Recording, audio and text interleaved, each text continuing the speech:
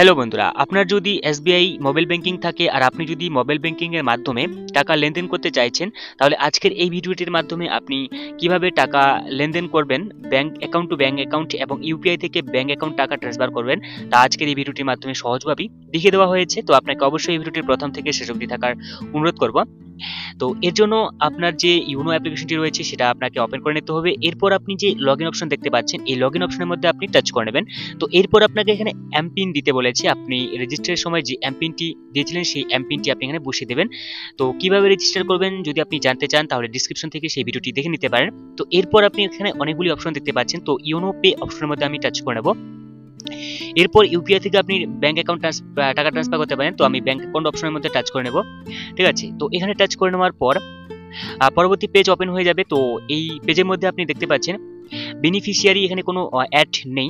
ঠিক আছে, তো এর জন্য আমি পে এ নিউ বেনিফিশিয়ারি অপশনের মধ্যে আমি টাচ করে নেব। এরপর আপনি রেজিস্টারের সময় যে পাসওয়ার্ডটি দিয়েছেন সেই পাসওয়ার্ডটি আপনি এখানে বসিয়ে দেবেন। ইন্টারনেট ব্যাংকিং প্রোফাইল পাসওয়ার্ডটা চাইছে, তো সেই পাসওয়ার্ডটি বসিয়ে দেওয়া হয়ে গেলে এরপর আপনাকে সাবমিট অপশনে টাচ করে নিতে হবে। ঠিক আছে, তো সাবমিট অপশনে টাচ করা হয়ে গেলে পরবর্তী পেজ ওপেন হবে। তো আপনি এসবিআই থেকে এসবিআই টাকা ট্রান্সফার করতে চাইলে এসবিআই অপশনে টাচ করে নেবেন। আদার্স ব্যাংক হলে আপনি আদার্স ব্যাংক অপশনে টাচ করে নেবেন। তো এরপর এখানে টাচ করে নেওয়ার পর আপনি যাকে টাকা ট্রান্সফার করতে চাইছেন তার নাম এবং তার ব্যাংক অ্যাকাউন্ট এবং সেই ব্যাংক অ্যাকাউন্টটি পুনরায় বসিয়ে দেবেন।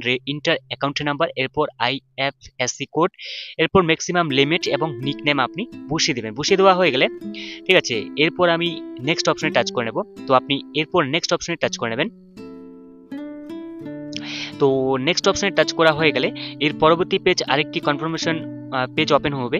তো এখানে না সরি, কনফার্মেশন কোড নয়, এখান থেকে চাইলে আপনি মাল্টিপল অ্যাকাউন্ট থেকেও আপনি টাকা ট্রান্সফার করতে পারেন। তো এরপর আপনি কত টাকা ট্রান্সফার করবেন সেই অ্যামাউন্টটি আপনি কিন্তু অ্যাভেলেবেল ব্যালেন্স অপশনে আপনি বসিয়ে দেবেন। ঠিক আছে, তো বসিয়ে দেওয়া হয়ে গেলে এখানে আমি ডেমো হিসেবে 20 রুপিস আমি দিচ্ছি, মানে 20 টাকা দিচ্ছি, এখানে বসে টাইপ করে নিচ্ছি। ঠিক আছে, তো 20 টাকা টাইপ করা হয়ে গেলে এরপর নিচে আসবো। তো নিচে আসার পর এখান থেকে সিলেক্ট করে নেবেন আপনি কি কারণে আপনি টাকা ট্রান্সফার মানে করছেন। যে কোনো একটি অপশন এখান থেকে সিলেক্ট করে নেবেন। ঠিক আছে, আপনার পছন্দ মতো। তো আমি এই অপশনটি transfer to family or friends অপশনটি সিলেক্ট করে নিলাম। এরপর পে অপশন আমি সিলেক্ট করে নেব। এরপর কনফার্মেশন একটি পেজ ওপেন হবে। ঠিক আছে, এই পেজে আপনাকে টার্মস অ্যান্ড কন্ডিশন যেটা রয়েছে এখানে টিক দিতে হবে। এরপর কনফার্ম করে নিতে হবে আপনাকে। কনফার্ম করে নিলেই কিন্তু আপনার যে টাকা নয়, একটা ওটিপি আসবে আপনার রেজিস্টার মোবাইল নাম্বারে, সেই ওটিপিটি আপনি এখানে বসিয়ে দেবেন।